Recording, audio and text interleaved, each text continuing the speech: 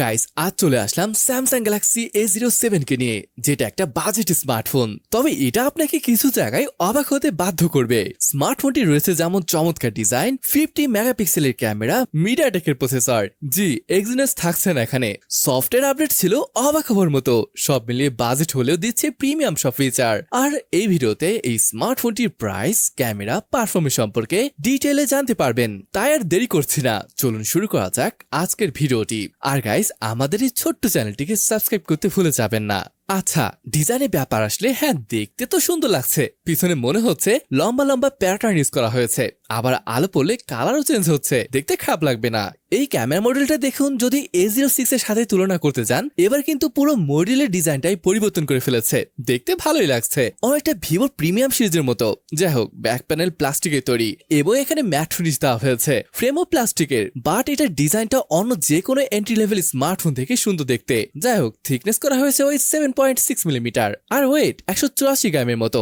এই ফোনটি 3টি কালার অপশনে পাওয়া যাবে, গ্রে, লাইট ভায়োলেট এবং ডার্ক গ্রিন। আচ্ছা, এবার যদি এটার পোর্টস এবং বাটন নিয়ে বলি, এখানে বটমে দেখতে পাচ্ছেন 3.5mm জ্যাক রয়েছে, এরপরে পাচ্ছেন মাইক, USB Type-C পোর্ট এবং এখানে স্পিকার গ্রিল। রাইট সাইডে রয়েছে পাওয়ার এবং ভলিউম রকার এবং লেফট সাইডে রয়েছে সিম কার্ড ট্রে। এখানে যে সিম কার্ড ট্রেটি রয়েছে, এটাতে কিন্তু দুইটা সিমের সাথে একটা SD কার্ডও ব্যবহার করতে পারবেন। আরেকটা ব্যাপার এখানে ভালো লেগেছে, A06 এ কিন্তু IP রেটিং ছিল না, তবে এবার কিন্তু IP54 এর রেটিং পাচ্ছেন, খুবই ভালো একটা বিষয়। এটা হালকা পাতলা পানি ছেটা ফোটা আর ধুলাবালি থেকে ফোনকে বাঁচাতে পারবে।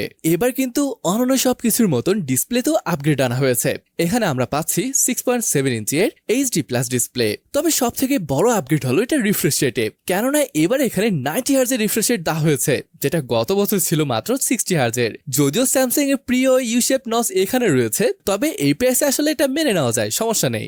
ডিসপ্লে রেজলিউশন যেহেতু 720p, তাই অত বেশি শার্প না হলেও দেখতে কিন্তু খারাপ লাগছে না। যেমনটা সবসময় বলি, এটা স্যামসাং এর ডিসপ্লে, এর কালার টালার অনেক বেশি ভালো লাগবে। তবে যদি এটার average screen to body ratio নিয়ে বলি, এটার সাইডের বেজেল গুলো অ্যাভারেজ সাইজের আছে, যদিও বা চেন বেশ মোটা, ঠিক গত বছরের মতো নেই। আর যদি বলি ব্রাইটনেস এর কথা, এখানে মাত্র 600 নিটস পিক ব্রাইটনেস সাপোর্ট করে, যেটা বাইরের জন্য যদিও পর্যাপ্ত না, তবে ইনডোর এটা ভালোভাবে ব্যবহার করতে পারবেন। এটা বলা যায় ওভার প্রাইস হিসেবে চমৎকার একটা ডিসপ্লে অফার করেছে স্যামসাং। অলরাইট, এবার যদি স্পেসিফিকেশনে বলি, এখানে এবার ব্যবহার করা হয়েছে বেশ জনপ্রিয় একটা চিপ, মিডিয়াটেক হিলিও G99, যেটা সম্ভবত 2022 সালের চিপ। যদিও গত বছরের স্মার্টফোন থেকে হিউজ একটা আপডেট হলো এই প্রসেসরটা। আগে 12nm বেস হিলিও G85 ছিল, আর এবার থাকছে 6nm বেস চিপ, যার মানে পাওয়ারের অপচয় কিন্তু খুব কম হবে। যাই হোক, স্মার্টফোনটি 4টি ভ্যারিয়েন্টে লঞ্চ হয়েছে, 464, 4128, 6128 এবং 8256GB।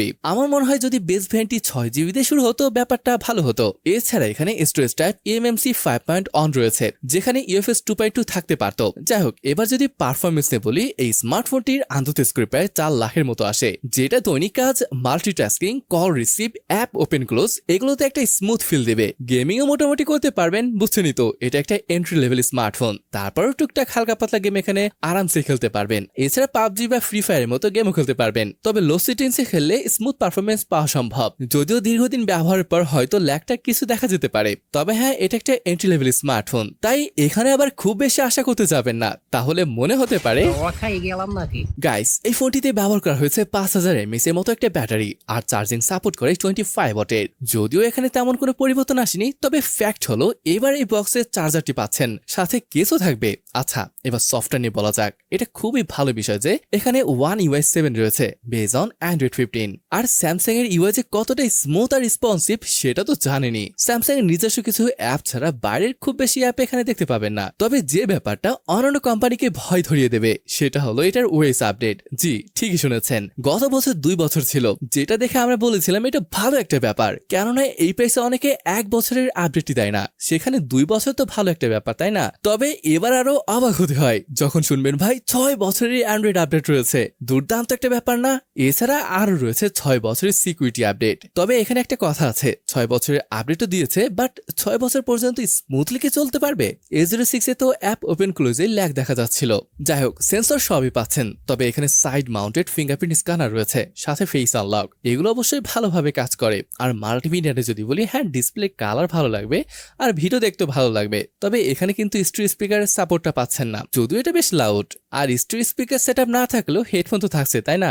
Let's talk about camera. স্মার্টফোনটিতে রয়েছে ডুয়েল ক্যামেরা সেটআপ, তবে মেইন সেন্সরটি রয়েছে 50 মেগাপিক্সেলের এবং সেকেন্ড সেন্সরটি পাবেন 2 মেগাপিক্সেলের ডেপথ। আর যদি ফ্রন্টে আসেন, এখানে দেখতে পাবেন 8 মেগাপিক্সেলের একটি সেলফি ক্যামেরা।